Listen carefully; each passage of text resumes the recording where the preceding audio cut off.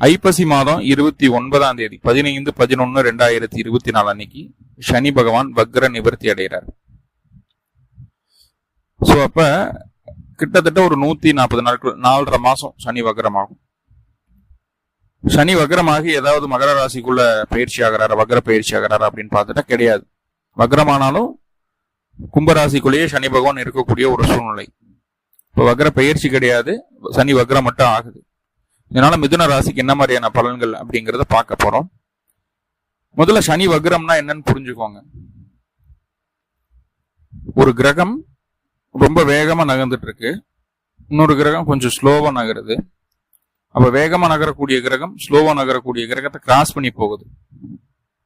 அப்போ அந்த வேகமா நகரக்கூடிய கிரகத்திலிருந்து நம்ம பார்க்கும்போது ஸ்லோவா நகரக்கூடிய கிரகம் மெதுவா போற மாதிரி இருக்கும், இல்ல பின்னோக்கி போற மாதிரி இருக்கும். மெதுவா போறது அப்படிங்கறத காட்டிலும் பின்னோக்கி போற மாதிரி இருக்கும். இப்போ நம்ம புரியுற மாதிரி சொன்னோம்னா, நம்ம 2 வீலர்ல ஓட்டிட்டு போயிட்டு இருக்கோம், நம்ம ஒரு வண்டி ஓவர்டேக் எடுக்கிறோம்னு வைங்க.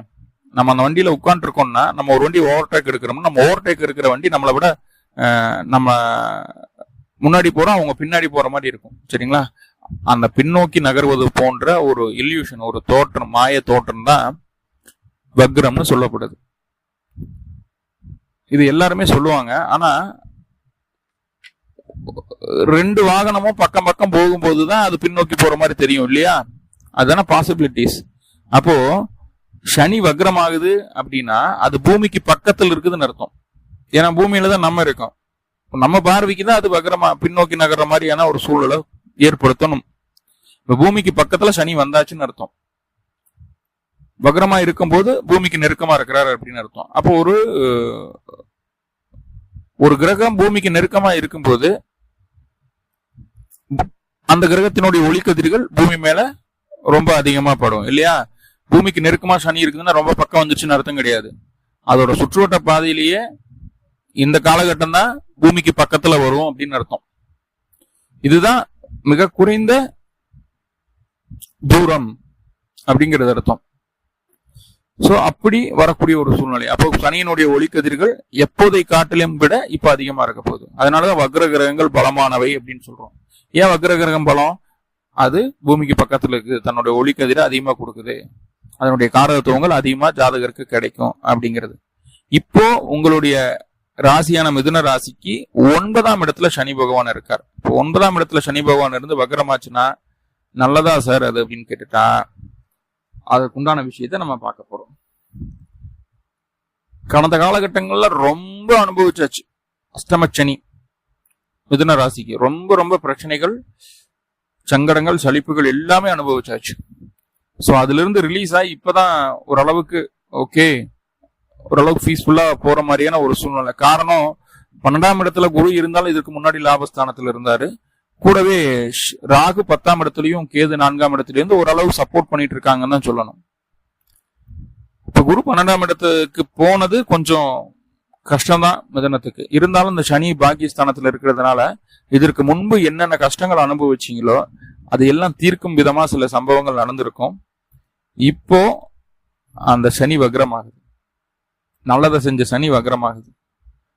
சனி கெடுத்துருமா அப்படின்னு கேட்டா கண்டிப்பா கெடுக்காது. என்னதான் ஒரு அஷ்டமாதிபதியாக இருந்தாலும் உங்க ராசிக்கு அவர் பாக்கியஸ்தானத்திற்கு அதிபதி.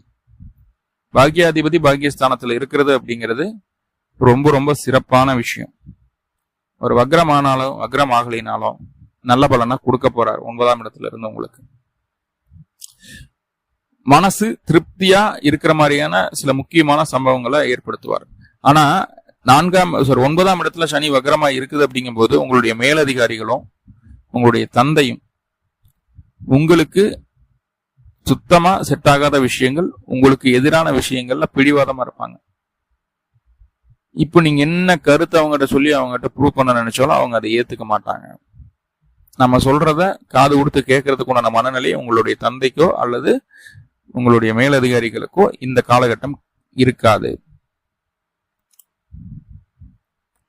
ஆனா எவ்வளவு பிரச்சனைகள் வந்தாலும் சமாளிக்கிறதுக்குள்ள தெம்பு தைரியத்தை அந்த சனி பகவான் கொடுத்துருவார்.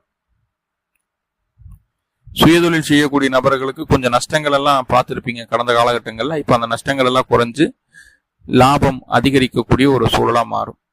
படிக்கக்கூடிய நபர்களுக்குமே இந்த படிப்புல இருந்து வந்த தடைகள் எல்லாம் நீங்கி கொஞ்சம் நல்லா படிக்கிறதுக்கு உண்டான அமைப்புகளை சொல்லுது.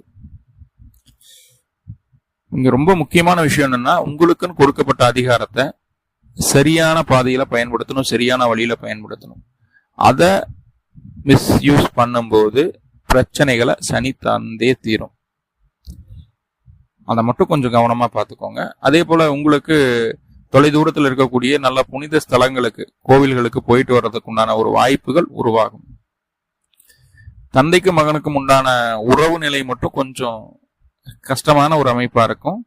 நம்ம சொல்றதுக்கு அப்படியே ஆப்போசிட்டா நம்மளுடைய தந்தை நடந்துக்குவாங்க அப்படிங்கிறத சொல்லி இருந்தது. அது எல்லாமே முட்டல் தட்டல்களாகி சங்கடங்களாகி அதுக்கப்புறம் நல்ல பேர் கிடைக்கும். அப்பாட்ட நல்ல பேர் கிடைக்கும். ரொம்ப நம்மளை தாழ்த்தி பேசி அதுக்கப்புறம் நீங்க நம்ம நல்ல ஒரு திறமைசாலி தான் அப்படின்னு அவங்க உணர்வாங்க. அதை பின்னாடி நம்மளை பாராட்டியும் பேசுவாங்க. அதே விஷயம்தான் மேலதிகாரிகள்கிட்டயே நடக்க போகுது அப்படிங்கறத புரிஞ்சுக்கோங்க. 9ஆம் இடத்துல சனி இருக்குது அப்படின்னா தன்னுடைய 3ஆம் பார்வையை 11ஆம் இடத்தை பார்க்கும். சூப்பரான காலகட்டம். எல்லா விதத்திலையும் நன்மைகளை தரக்கூடிய ஒரு அமைப்பு தான் இது. சனியினுடைய வக்ர பார்வை லாபஸ்தானத்துக்கு விழுவது எல்லா விதத்திலும் நன்மைகள் தரக்கூடிய அமைப்பு. என்ன வேணா நடக்கட்டும், கடைசியில நான் ஜெயிக்கணும், எனக்கு வெற்றி வேணும், லாபம் வேணும் அப்படிங்கிற சிந்தனையை விதைச்சிடும் அந்த சனி. அந்த லாபம் வெற்றி கிடைக்க வரைக்கும் போராடும். அந்த எண்டு வரைக்கும் உங்களை போராட வைக்கும். தொழில்ல நீங்க கெட்டிக்காரர்களாக மாறக்கூடிய ஒரு காலகட்டம் சனி வக்ரமாகிறது. நண்பர்கள் மூலமா தேவையான நேரத்துல தேவையான உதவிகள் கிடைக்கும். உங்களுடைய வளர்ச்சிக்காக, உங்களுடைய தொழிலுடைய வளர்ச்சிக்காக கிடைக்கிறதுக்கு ஒன்று வாய்ப்பு. அது பொருளாதாரம் சார்ந்த உதவிகளா இருக்கலாம், உடல் உழைப்பு சார்ந்த உதவிகளாகவும் கூட இருக்கலாம். உடல் ஆரோக்கியத்துல கொஞ்சம் முன்னேற்றம் காணப்படும். சனியினுடைய வக்ர பார்வை 11ஆம் பாவத்துக்கு இருப்பதால உத்தியோகத்துல உடல்நிலையில சற்று முன்னேற்றம் ஏற்படும். உத்தியோகத்திலையும் முன்னேற்றம் உண்டு. அதே போல நம்ம செய்த செயலுக்கு உண்டான பாராட்டுகளும் அங்கீகாரமும் இந்த காலகட்டம் கிடைக்கிறதுக்கு வாய்ப்புகள் இருக்குது. சில நபர்களுக்கு பதவி உயர்வு கிடைக்கிறதுக்குண்டான வாய்ப்புகள் இருக்குது. பதவி உயர்வுடன் கூடிய இடமாற்றம் கிடைப்பதற்குண்டான வாய்ப்புகள் இருக்குது. ஒரு பதவியில் இருக்கக்கூடிய நபர்கள், ஒரு அதிகாரத்தில் இருக்கக்கூடிய நபர்கள், ஒரு நல்ல பெரிய மனிதராக இருக்கக்கூடிய நபர்கள், இவர்களுடைய நட்பு உங்களுக்கு இந்த காலகட்டம் கிடைப்பதற்கு வாய்ப்புகளை சொல்கிறது. அவருடைய நட்பு கிடைக்கிறதுக்குண்டான வாய்ப்புகளை சொல்கிறது. 11ஆம் இடத்தை சனி வாக்குறது நல்லதுதான். அடுத்ததா உங்களுடைய ராசிக்கு 3ஆம் இடமான சிம்ம ராசியை சனி வாக்குறாரு. 3ஆம் இடத்தை பார்த்தா நல்லதா சார் அப்படின்னு கேட்டா, தொழில சின்ன சின்ன இடமாற்றங்கள், அலைச்சல்கள் உண்டாகும். ஆல்ரெடி நீங்க மார்க்கெட்டிங் இந்த மாதிரியான ஃபீல்டில் இருந்தீங்க அப்படின்னா இன்னும் அந்த அலைச்சலை அதிகப்படுத்தக்கூடிய வேலையை அந்த சனி பகவான் செய்வார். சில நபர்களுக்கு காலி நிலம் வாங்குவதற்குண்டான யோகத்தை ஏற்படுத்துது. பக்கத்தில் இருக்கக்கூடிய சுற்றுலா தலங்களுக்கு போயிட்டு வர்றதுக்குள்ள ஒரு வாய்ப்புகளை சொல்லுது. அதே போல உங்களுடைய இளைய சகோதரமோ உங்களோட மாமனாரோ உங்களுடைய பேச்சை கேட்க மாட்டாங்க. நீ என்ன சொல்லி நான் என்ன கேட்கறது, எனக்கு தெரியும், நீ எல்லாம் எனக்கு அட்வைஸ் பண்றதுக்கு வந்துட்டியா, போ முதல்ல அப்படின்னு சொல்லிட்டு நம்மளுடைய பேச்சை நிராகரிக்கக்கூடிய ஒரு அமைப்புக்குள்ள அவங்களுடைய எண்ண ஓட்டம், மனநிலை இருக்கும் அப்படிங்கிறத புரிஞ்சுக்கோங்க. எடுக்கக்கூடிய கடினமான முயற்சிகளுக்கு நல்ல ஒரு ரிசல்ட் கிடைக்கும். ஏன்னா பாக்கியஸ்தானத்துல இருந்து 3ஆம் இடத்தை பார்க்குதுங்க. நல்ல ரிசல்ட் கிடைக்கும். சுய முயற்சி வெற்றியை தரும் அப்படிங்கிறத முழுக்க உணருவீங்க அப்படிங்கிறத சொல்லுது. இங்க நம்மளுடைய தைரியம் பிறரால் சோதிக்கப்படும். நம்மளுடைய தன்னம்பிக்கை பிறரால் சோதிக்கப்படும். அந்த டெஸ்ட்ல நம்ம பாஸ் பண்றோமா இல்லையா அப்படிங்கிறது அந்த வக்ரச்சனி சொல்லக்கூடிய விஷயம். கண்டிப்பா டெஸ்ட்ல பாஸ் பண்ணிடலாம், பிரச்சனை இல்லை. அடுத்ததான் சனியினுடைய 10ஆம் பார்வை உங்களுடைய ராசிக்கு 6ஆம் இடத்துக்கு இருக்குதுங்க. பாருங்க, எதிர்ப்புகளை ஜெயிப்பதற்குண்டான வேலை இந்த காலகட்டம் கிடைக்கும். எதிர்ப்புகளை ஜெயிக்கிறதுக்கு உண்டான வேலை கிடைக்கும். ஆனா எதிர்ப்புகள் அதிகமாகக்கூடிய ஒரு சூழல். நேர்முகமாகவோ மறைமுகமாகவோ எதிர்ப்புகள் அதிகரிக்கக்கூடிய ஒரு சூழல். இந்த காலகட்டம் என்னன்னா, நம்மளை விட நம்மளுடைய எதிரி கொஞ்சம் பலமா இருக்கிறாரோ அப்படிங்கிற ஒரு எண்ணம் வரும். ஆனா குருவின் பார்வை என்ன அப்படின்னா, எவ்வளவு பலமா இருந்தா என்ன, நம்மளால ஜெயிக்க முடியாதா அப்படிங்கிற ஒரு தன்னம்பிக்கை வரும்.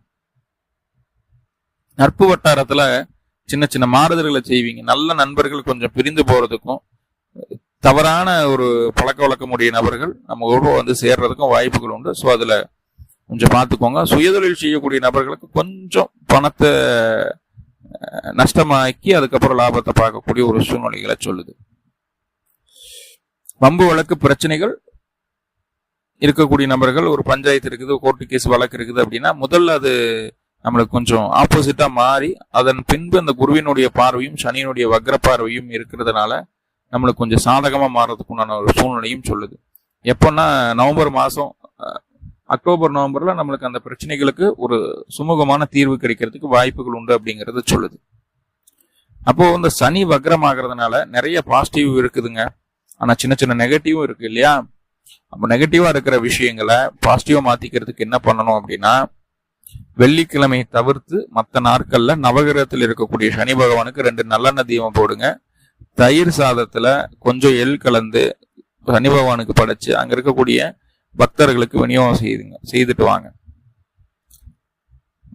மிதுன ராசி என்பவர்களுக்கு சனி வக்ரம் ஆகக்கூடிய ஒரு சூழல்ல அவர்களுக்கு எல்லா விதத்திலும் நன்மைகள் நடக்கணும்னு சொல்லி எல்லாம் வல்ல பரம்பொருளை பிரார்த்தனை பண்ணிட்டு இந்த பதிவை முடிச்சுக்கிறேன். நன்றி நண்பர்களே, நன்றி. வாழ்வளமுடன். திருச்சிற்றம்பலம்.